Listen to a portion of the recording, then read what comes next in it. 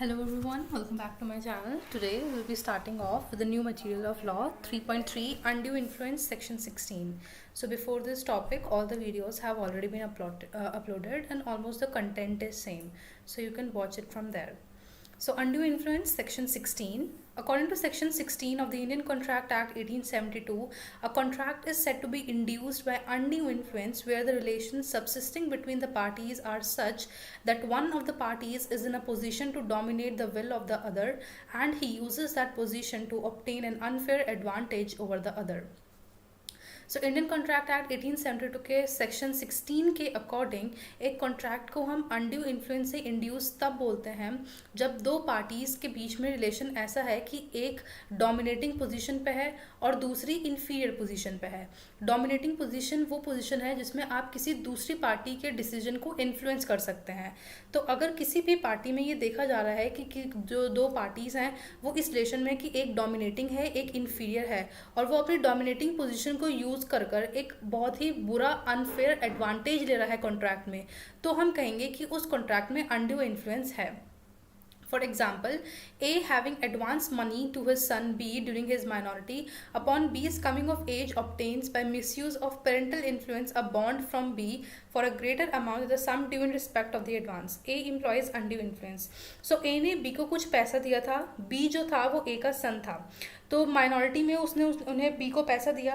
बाद में जब वो मेजर एज का हो गया तो उन्होंने एक बॉन्ड साइन करवाई बी से जिसमें ज़्यादा अमाउंट वापस करना था बी को, अपने फादर को. तो ये पोजीशन एक अनड्यू इन्फ्लुएंस है क्योंकि जो फादर की पोजीशन है वो डोमिनेटिंग है और सन की पोजीशन एक इन्फीरियर है और वो अपनी डोमिनेटिंग पोजीशन को यूज़ कर रहे हैं ताकि उन्हें एडवांटेज मिले, कॉन्ट्रैक्ट में ज़्यादा पैसे मिले. So this contract will be said to be have influenced by undue influence. Now the essential ingredients under this provision are. अब एक किसी कॉन्ट्रैक्ट में अनड्यू इन्फ्लुएंस होने के लिए क्या क्या असेंशियल इंग्रेडिएंट्स होने चाहिए. The relation between the parties. A person can be influenced by the other when a near relation between the two exists. एक person किसी दूसरे से तभी influence हो सकता है जब उनके बीच में कोई relation है. अगर कोई relation नहीं है तो वो कैसे influence होगा, कैसे उनके बीच में एक domination position बनेगी. तो कोई ना कोई relation होनी चाहिए parties के बीच में. Now position to dominate the will. और ऐसी position होनी चाहिए कि आपकी position dominating हो. Relation between the parties exist in such a manner that one of them is in a position to dominate the will of the other. Position आपके बीच में relation ऐसी होनी चाहिए दो पार्टीज के बीच में कि एक डोमिनेटिंग हो. A person is deemed to be in such position in the following circumstances. और हम डोमिनेटिंग पोजीशन कैसे मानेंगे इन सर्कमस्टांसेस में जब उसके पास रियल एंड अपैरेंट अथॉरिटी है. For example parents, when a person holds a real authority over other in case of a master and servant, doctor and patient, etc. A father by reason of his authority over the son can dominate the will of the son. Similarly, real and apparent authority जैसे father और son के बीच में, master और servant और doctor और patient के बीच में होती है. Next is fiduciary relationship. Fiduciary relationship is a relationship of trust, where relation of trust and confidence exists between the parties to a contract. जहाँ पर जो contracting parties हैं उनके बीच में एक trust और faith की relation है. Such type of relationship exists between father and son, as relation father और son, solicitor और client के बीच में, husband and wife and creditor and debtor के बीच में होती है. By reason of fiduciary relationship, a solicitor can dominate the will of his client and trustee can dominate the will of the beneficiary. तो जिस तरीके से कोई भी प्रोफेशनल बंदा अपने क्लाइंट को इन्फ्लुएंस कर सकता है, इसी तरीके से कोई क्लाइंट अपने ट्रस्टी को भी डोमिनेट कर सकता है. A spiritual guru induces his devotee to give to him the whole of his property in return of a promise of salvation of the devotees. एक स्पिरिचुअल गुरु अपने डिवोटी को ये कह रहे हैं कि तुम अपनी सारी प्रॉपर्टी मेरे नाम कर दो तो तुम्हें मुक्ति मिल जाएगी, सैल्वेशन मिल जाएगी. Health consent of the devotee was given under undue influence. और अगर वो हामी भर देता है तो हम ये मानेंगे कि जो गुरु है वो डोमिनेटिंग पोजीशन पे है और जो डिवोटी है वो एक इन्फीरियर पोजीशन पे है. Here the relationship was fiduciary relationship. इनके बीच में जो रिलेशन थी डिवोटी और गुरु के बीच में ये एक फिड्यूशियरी रिलेशनशिप थी, ट्रस्ट और कॉन्फिडेंस की रिलेशनशिप थी. ठीक है, तो इसमें ये एक दूसरे की विल को एक दूसरे की नहीं, जो गुरु है वो अपने डिवोटी की विल को डोमिनेट कर सकते हैं. Mental distress.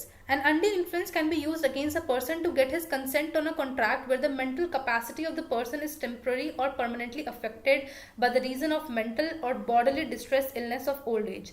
जैसे कि डॉक्टर और पेशेंट का एग्जाम्पल. मेंटल डिस्ट्रेस जब आप अच्छी तरीके से मेंटली या फिर फिजिकली ठीक नहीं है तो भी आपके ऊपर का जो अथॉरिटी वाला है वो आपकी विल को या आपके जो भी विल है उसको डोमिनेट कर सकता है. Now, unconscionable bargains, where one of the parties to a contract is in a position to dominate the will of the other, and contract is apparently unconscionable, that is unfair. It is presumed by law that consent must have been obtained by undue influence. जब दोनों parties जो हैं वो ऐसी position में है कि एक आपकी विल को डोमिनेट कर रहा है और जो टर्म्स है कॉन्ट्रैक्ट की वो बहुत ही ज्यादा अनकॉन्शियसनेबल है, यानी कि वो बिल्कुल ही कहते हैं ना बिल्कुल इम्पॉसिबल वाली बार्गेन्स हैं, तो उनको हम ये मानेंगे कि अगर आपकी कंसेंट है और आप कह रहे हैं कि अनड्यू इन्फ्लुएंस की वजह से नहीं है तो भी हम उसे अनड्यू इन्फ्लुएंस मानेंगे, क्योंकि अनकॉन्शियस बार्गेन्स जो होती है ना वो बहुत ही ज्यादा जिसे हम कह सकते हैं बहुत ही ज्यादा अनरियलिस्टिक होती हैं. Unconscionable bargains are witnessed mostly in money lending transactions, और ये जो अनकॉन्शियसबल बार्गेन्स होती हैं ये मोस्टली मनी लेंडिंग ट्रांजैक्शन या फिर गिफ्ट्स में दिखती हैं. For example, A being in debt to B, the money lender of his village, contracts a fresh loan on terms which appear to be unconscionable.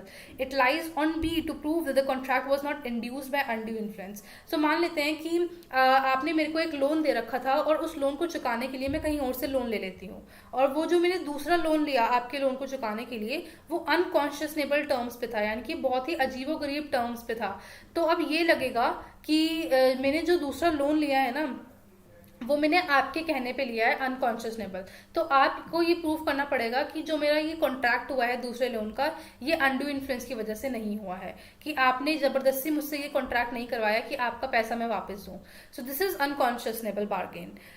Next example is A applies to a banker for a loan at a time when there is a stringency in money market. ए ने loan के लिए apply करा bank में जबकि money market में एक बहुत ही ज्यादा कैश की बहुत ज्यादा कमी थी.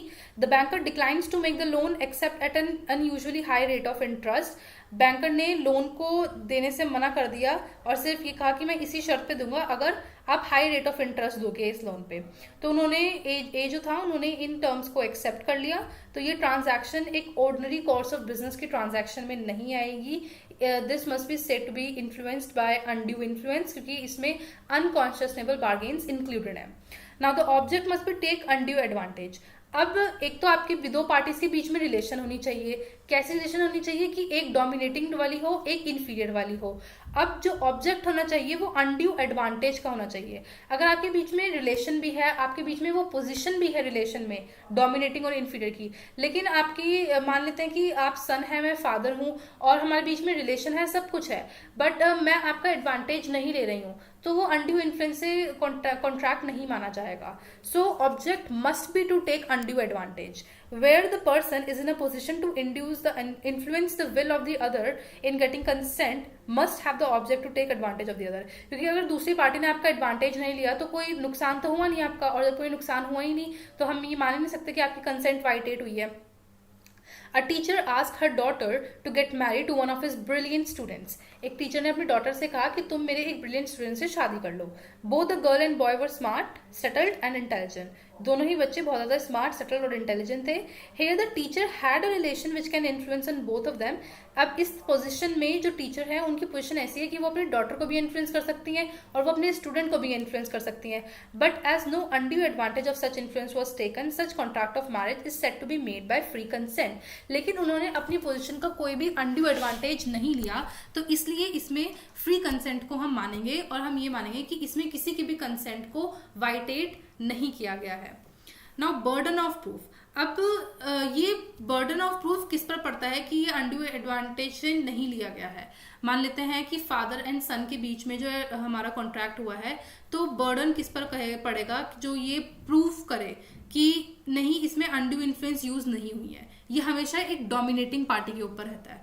मान लेते हैं मैं टीचर हूं आप स्टूडेंट हैं, तो अगर हमारे बीच में कोई बहुत ही अजीबोगरीब कॉन्ट्रैक्ट हुआ है तो साबित करने का प्रूफ या बर्डन जो है वो मेरे ऊपर आएगा, क्योंकि मेरे पास एक डोमिनेटिंग पावर है, मैं आपको इन्फ्लुएंस कर सकती हूँ, तो इसलिए बर्डन भी मेरे ऊपर ही आएगा. When a party to contract decides to avoid the contract on the ground of undue influence, he has to prove that the other party is in a position to dominate his will. सबसे पहले तो आपको prove करना पड़ेगा कि मैं एक dominating position पे हूँ. The other party actually use his position to obtain his consent, और मैंने अपनी उस पोजीशन को यूज करा है आपकी कंसेंट लेने में, और जो ट्रांजैक्शन है वो गलत है, अनफेयर है या अनकॉन्शियसनेबल है. Now, effect of undue influence. When consent to an agreement is caused by undue influence, the agreement is a contract voidable at the option of the parties whose consent was so caused.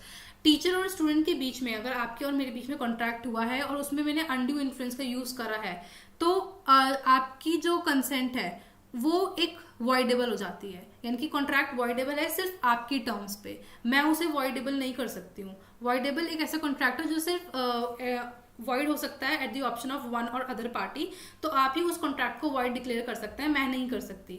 Any such contract may be set aside either absolutely or if the party who was entitled to avoid it has received any benefit thereunder upon such terms and conditions as to the court may seem just.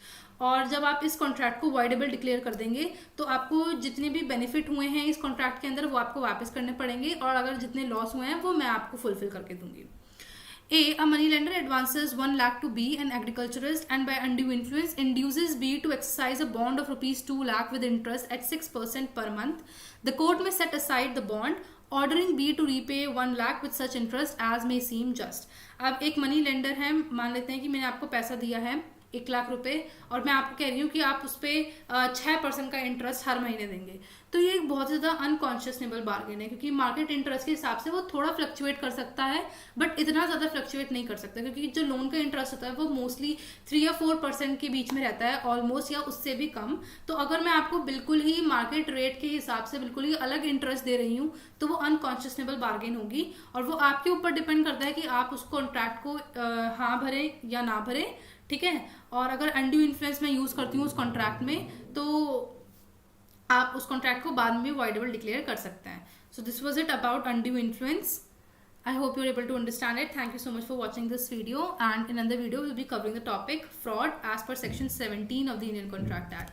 Thank you so much.